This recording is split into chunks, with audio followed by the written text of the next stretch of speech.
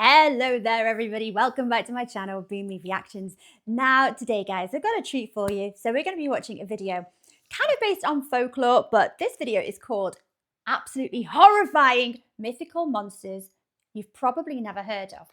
Now, I've mentioned a few times, I have a bit of a kind of morbid curiosity in mythical creatures, folklore, myths and legends. I've always found it so interesting. And I mean from absolutely everywhere, from all corners of the world. I think I started by liking Greek myth, which I think a lot of us start off with because it's so kind of, I don't know, like entwined into like Shakespearean plays and such. So we've all heard of the centaurs, satyrs, sirens, griffins. There's so many, just to name a few. But then you start learning more about, I don't know, like Norse mythological creatures, or the ones in the Americas, like, oh my gosh, the Wendigo and Chupacabra, Sasquatch. There's so many. I could just reel off creature after creature after creature. I find it so interesting. Oh, I tell you what, guys, I know probably a lot of you have watched the Witcher TV series. That absolutely captivated me. The storytelling just on its own is absolutely amazing, but the inclusion of all of these mythological creatures that you've never heard of before, I absolutely loved, like the Striga, the Kikimora. Absolutely adored it. So this is a video that I personally picked because I think it sounds absolutely amazing. Anyway, guys, let's watch it together. And if you are enjoying these reactions, don't forget to like and subscribe. Thank you so much, my lovelies. If you're interested, I have a Buy Me Coffee account. That link is over here. And if you would like to help support my channel any further, I have a Patreon account. Yes, I do. And if you want to check that out at all, that link is in the description below there. Now, I want to hear loads of creatures that I've never heard of before. Surprise me, educate me, shock me. Let's see. Horrifying mythical creatures that you've never heard of. I should probably have mentioned that this is another fabulous video from the wonderful channel Chat History, which I am having a ball of a time just going through their plethora of videos. Pontianak. Seldom would you find tales of critters and creatures more terrifying than those from Southeast Asia, places like the diesel of nightmare fuel. First up is the pontianak, a malevolent spirit with a bone to pick. Specifically yours, all 206 of them. Originating from the likes of Malaysian and Indonesian folklore, the pontianak is said to be the vengeful spirit of a pregnant woman who either died in childbirth or at the hands of her partner. See that recurring quite a lot in like Asian kind of folklore, as you know, vengeful spirits create the worst mythological beings. Actually, you get that absolutely. So imagine everywhere. that you're taking a midnight Malaysian stroll, slurping down a Malaysian meal of Malaysian soup. Through the aroma of boiling broth Everything and steamy Malaysian. veggies, your nose catches the subtle scent of flowers, your ears, the delicate cry of an infant. Oh. It's just then that you spot a figure in the dark, standing beneath a big, beautiful, bountiful banana tree. Gracefully creeping into the moonlight is a young woman, clad in a flowing white dress with silky, long, raven black hair and friggin' sweet honkers. But that's how they get you. Seduction is the pontianak's weapon of choice. Sweet honkers.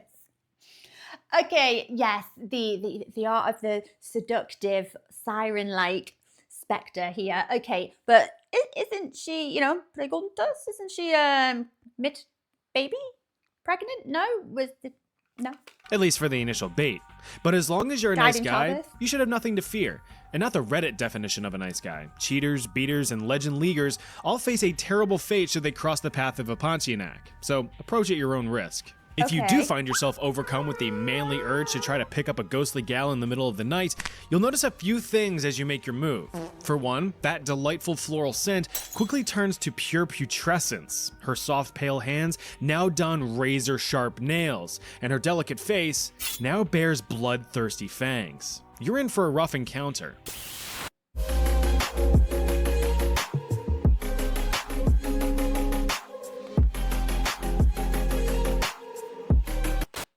I mean, okay, so far we have a vengeful female spirit that potentially died in childbirth. Okay, but she's on the warpath for nasty men. Okay, so a lady's got nothing to fear from this. Is it? Oh my gosh, I forgot what it's actually called. Remind me. Something. Okay, so I would have nothing to fear from this vengeful spirit, right? Okay. So she knows what's in the soul of a man, and she determines whether you're a vile man or not. Oh, that is very, very frightening. Okay. The pontianak has a purely physical attack style, so keeping your distance would have been wise. If you survive the shock of her terrifying appearance, you're going to wish that you hadn't, as all of your pain receptors will now be the ones screaming. Speaking of which, a pontianak may choose to let out a deafening wail, capable of rupturing your eardrums. Yes, but bleeding ears are the least of your worries, because soon you'll have a bleeding belly. As a symbolic gesture for the child that she was never able to bear, a pontianak will take her terrifying talons and tear through your trembling tummy, stealing your stomach, looting your liver, and kidnapping your kidneys. Why? Because they taste good? But if you don't feel like having your insides being converted to outsides, here's what you can do. First and most obvious, don't approach crying women in the middle of the night. It's a huge red flag. Walk on. That's someone else's problem. Second, take a glance down at her piggies. Legends state that pontianaks have gross feet, so this may be a warning sign to hightail it out of there. Or she might just have gross feet. As a third option, albeit a bit expensive, is that pontianaks apparently hate the sound of cannon blasts, so... Cannon blasts? That is very specific. Do you know, this is conflicting though, because I'm thinking, if you hear... So first of all, you've heard an infant cry, right? Now, I don't think there's a single person amongst us that if you were in the middle of the woods and in the middle of the night, if you heard a baby cry, your instinct would take over and you'd be like, oh my gosh, oh, where is that poor baby? I've got to go and help. Okay. If you came across a sobbing, a crying woman, I think you'd be very hard-hearted to not, especially in the middle of the forest, in the middle of the night. I think most people would think to just investigate, just to check that she's okay. Now I think if you took the advice here, heard it, and carried on walking and completely ignored it, does that not give the pontianak more reason to think you're a scummy man and target you and actively seek you out to rip out your body organs? It kind of sounds a little bit contradictory. I don't know, what does it say here? Try and be through it super quick. Do you know what? The video will tell us. If you're facing peril, have her stare down a barrel. Fourth, final, and most effective if you find yourself about to be shredded to bits, is managing to get behind the spooky spirit and jamming an iron nail into the nape of her neck. This is the pontianak's factory reset spot, rendering her docile, subdued, and apparently according to some strange versions of the legend, she will become, quote-unquote, the perfect wife, at least until the nail is removed. Then she just gets back to her murderous ways. I think this particular story has obviously been created by men. The reason she is a vengeful spirit is because, if she's taking all of this kind of malice out on horrible men, I think it's quite safe to say that this has something to do with how the pontianak died at the hands of like an abusive partner or something, or is she just mourning the death of her baby? Either way, I don't know. I just think it feels really, really mean to kind of add insult to injury and drive a iron nail in the back of her neck. If you've got nothing to worry about, if you're not a nasty man, you've got nothing to worry about.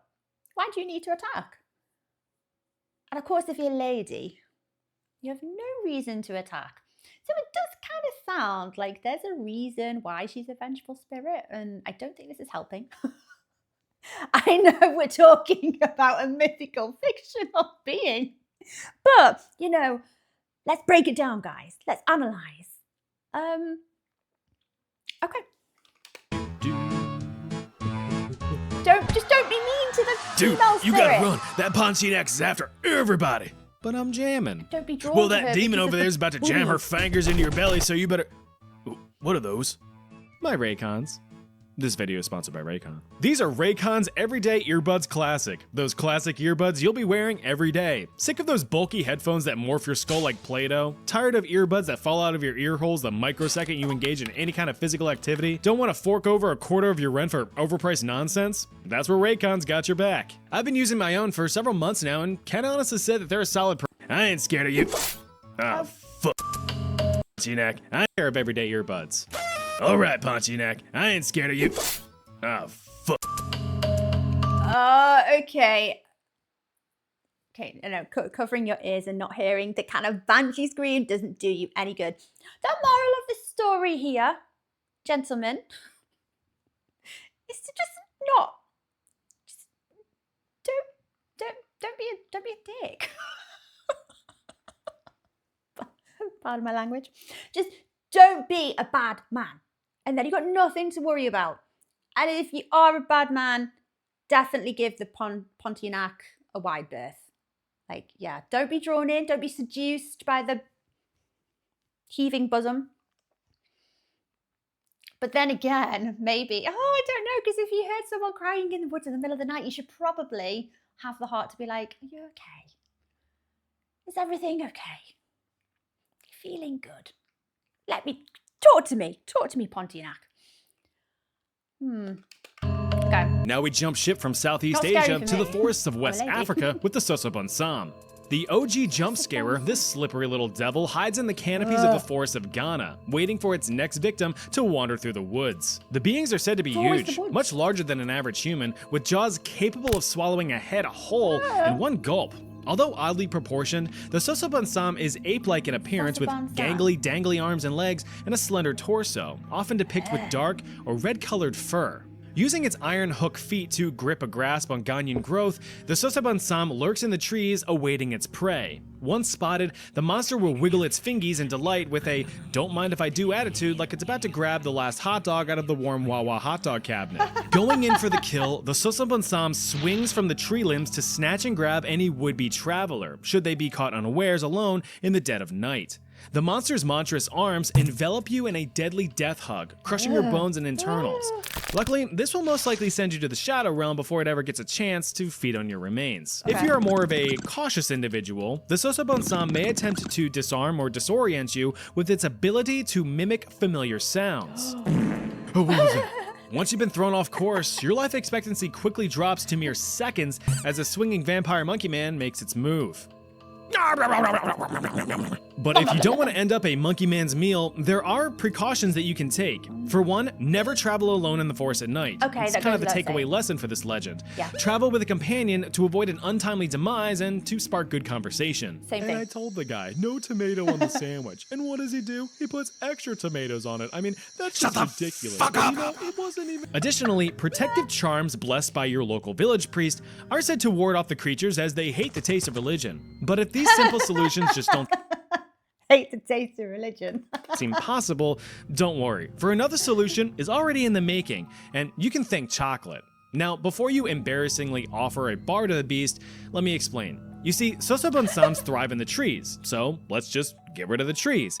Thanks to excessive cocoa farming, Ghana has lost a majority of its primary forest since the 1950s. Oh. Sure, the trees are gone, but so is this fictitious freak.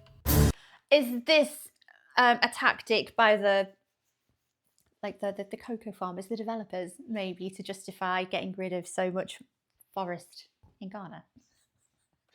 We'll create a mythical beast that lives in the trees when actually we want to get rid of them. So there's nowhere for this. I can't remember what it was called. I remember like a goldfish. Yeah, we'll get rid of the trees so that it's got nowhere to hide and it can't prey on people. It sounds right, yeah.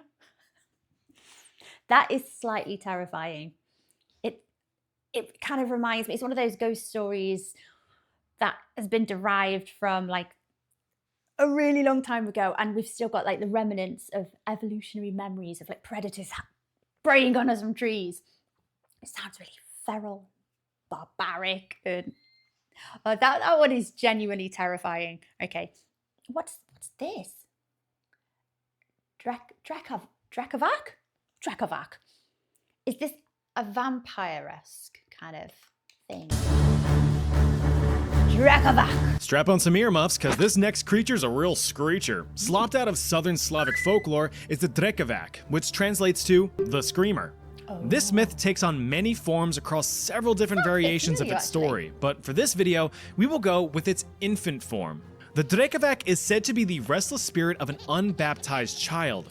Oh, there is nothing more terrifying than these beings that's to do with children. Oh no, that's creepy. Oh no, I've said this before. This is why, like, the whole woman in black thing is absolutely terrifying for me, because it's when she shows up, the children all commit suicide, and it's just horrible. I think it's that scares me so much about it. Oh, not the baby vampires. Desperate for salvation. According to legend, the drekavac takes the form of a gray, emaciated young child. Little limber limbs accompany its frail stature, offset only by its monstrously large dome, which definitely devastated a birth canal upon entry into this world. Yeah. They are most prevalent around Christmas time, sure to put a damper on anyone's festivities, but they certainly will not go unnoticed. Problem is, one glance at this little fellow will make you go, ugh. Not a thought exists behind its bulging, glassy black eyes. No thought, but death.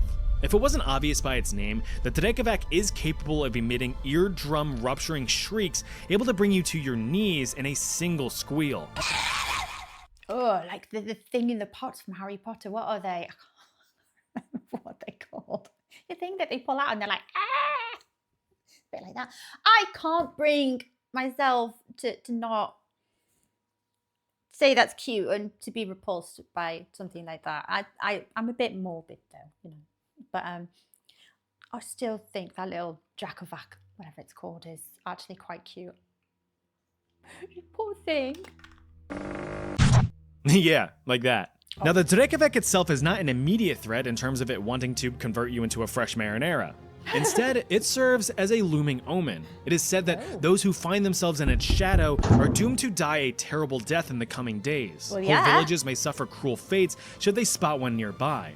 The legend itself is often used as a deterrent for young children, teaching them to not wander too far from home lest they cross paths with the diminutive demon. Strange howls or yells in the night from local wildlife are often attributed to the drekavac as a way to prove their existence to traumatized children. I mean, some of us were told that a giant anthropomorphic rabbit breaks into our houses once a year to leave us candy offerings in exchange for good behavior. So is it really that far-fetched? Parents do a lot to make sure that their kids behave, don't they? Honestly, I can't wait to tell Little Chat one day about how a small fairy will break in through his window to steal his dead teeth in exchange for a few bucks. Well, like most critters, the drekavac can be defeated. The most obvious method is having the child properly baptized, finally putting its soul to rest. So, just have your friendly neighborhood priest join the party and cast holy on its unholy ass. Or, you know, splash a cup of holy water in its face. Would it turn back into a baby? Rest in peace. Japanese folklore. Definitely a very creative culture for instilling fear into kids and adults alike. After all, we need to balance the uwu anime girls with something a bit more fearsome. The tekke does just that. Born from tragedy, this ghastly ghoul is the result of a young woman or schoolgirl who had fallen or was pushed onto train tracks and failed to get out of the way in time. Do you know one thing that I find so interesting about a lot of Japanese folklore is how specific the backstories of the things are. Very, very specific. So this is the ghost of a woman or a young girl that has been pushed or fallen into the train tracks. And a lot of their like folklore and mythological things and stuff, they're actually like quite modern, aren't they? They're not always from hundreds of years ago, like so many of these creatures are. These are quite modern, and that is absolutely terrifying. Oh. Causing her to become 50% lighter, but 100% angrier. I prefer the story of it being a malicious push, as simply just falling onto the train tracks is your own fault.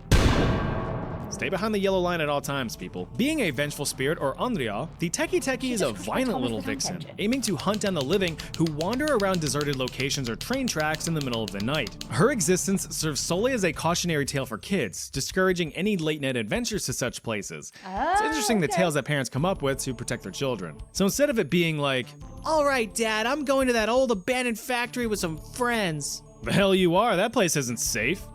It's more like, "Alright, Dad, I'm going to that old abandoned factory with some friends." Sure, no problem. Just make sure you don't get murdered by the factory fingerer.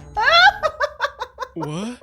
Any encounter with a tekke could be your last. While they are just a half-body apparition of a young girl, they're still a force to be reckoned with. You may first become aware of its arrival by the sound of its hands slapping on the cement, which is how it walks, and the origin of its onomatopoeic name. In some tellings of the story, she carries a small scythe as a weapon. Others, she bears razor-sharp nails. If approached, she may ask you a simple question. Where are my legs? In Japanese, of course. This is a trick question. She ain't got no legs, Lieutenant Dan. Though, if you see a ghostly gal with her insides spilling out lumbering towards you on her hands, it should be common sense that you 180 the hell out of there. But you'd be wrong. Although she is restricted to just arms for movement, she is noted to be incredibly fast, even able to catch up to cars if necessary.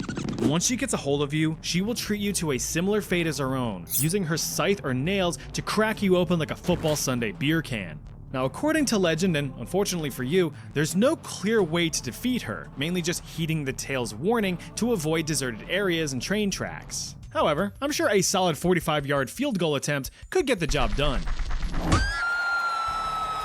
No! That would not work. Okay, so far, tekke is absolutely horrifying. Now, I cannot believe there hasn't been like a Japanese horror film made about this. I'd watch it, and I'd watch it, you know, while cowering in a corner. I like scaring myself, but I think that would make for, you know, excellent cinema. Is there a film that exists about this? Just out of interest. That is absolutely terrifying. And all she says is, "Where are my legs?" That actually broke my heart a little bit. That didn't scare me. That actually like made me feel for her, like, "Oh, tekke, you were in an accident. You have no legs. I'm sorry." What's scarier than a skeleton? How do you pronounce a it? Giant skull that flies. Originating from the folklore of the Iroquois or Haudenosaunee Native Americans surrounding the Great Sacandaga Lake in upstate New York, this sizable skull monster is the stuff of nightmares. Dubbed the ganost, this disembodied man-eating head's goal is to consume anything and everything. Men, women, children, entire villages, Prilosec, you name it. These dirigible domes are said to be the cursed souls of ones who have engaged in cannibalism or other various horrific acts within their lifetime. Thus, they are doomed to roam the earth with the curse of insatiable hunger. These heads can take the form of just mere skulls, but some versions of the tale depict them as full-fleshed faces with long flowing hair, either with feathered or bat-like wings. Yeah, that is significantly scarier. That is just ghoulish, isn't it? Ugh. Their description reminds me a lot of those skulls from the Zelda franchise, particularly that one giant fella in the bottom of the well in Ocarina of Time. But I digress. It is said that even speaking about them attracts them to an area, as they have been known to descend on entire villages who keep their legend alive. Once summoned, these monsters begin wreaking havoc, biting and tearing victims apart, or swallowing them in one gulp, only to have to bite them immediately after, since they have no stomach. Their speed and sheer size makes escape nearly impossible. Even if you're hiding in a house like a little frightened mouse or scared as all hell while hidden in a well, they'll attack your shack for a crack at a tender little snack. In terms of defeating them, you're kind of SOL, as legends state that the ganost is virtually immortal and thus cannot be destroyed, save for one primitive weapon: fire. So get out your lighter and your pocket can of body spray and get to it. Neat. Well, that's all for this list. These monsters would be pretty scary if they were real, wouldn't they? Want to learn about more mythical critters and creatures? Yes! Check out this video. I'll see you over there. Oh, going to have to catch that one as well. But you know, I find the origin of where these creatures actually come from just as interesting. Do you know? Like, why they look the way they do, why they behave the way they do. Quite often, like chat history said, yeah, it's to scare kids. Or to keep people from doing dangerous things. Okay, I get it. But yeah, the origin stories of where these come from are just as interesting. What was the name of that last one? Go on, try and pronounce this. Sistondes. That's my best effort. Let's leave it at that. Tekke is by far the scariest in this list, I think. Not that it's the most believable, that I just try and imagine placing myself like as the main character in a horror film. If I was to come across this mythological creature, which one of them would be the most terrifying? It's definitely Tekke. Yeah. I think it's because they're more modern as well. They're more associated with like modern life, you know, being pushed on the train tracks. I don't know what it is. Like when you think about older mythological creatures, I think, maybe it's just me, I find them kind of a little bit old worldy. Do you know what I mean? A bit retro. So they kind of seem a little bit less scary because you think, oh, well, they're going to turn up in the dark, and we live in like, you know, an age of lights and electricity now, so I can avoid that. And I'm never going to be on my own in the forest because why would you? Duh. But the more modern ones, I don't know, I find them scarier. They're more, you know, up to date, up with the times. But yeah, that is by far the scariest one. The first one I'm not so scared by, but that is because I'm a lady. I feel like I wouldn't I wouldn't draw her gaze. I'd ask her if she was all right, and she'd be like, yeah, this girl's okay. Oh, how I rationalize this. Guys, I hope you found that as interesting as I did. Take care of yourselves, my lovelies, and I will see you next time. Bye-bye.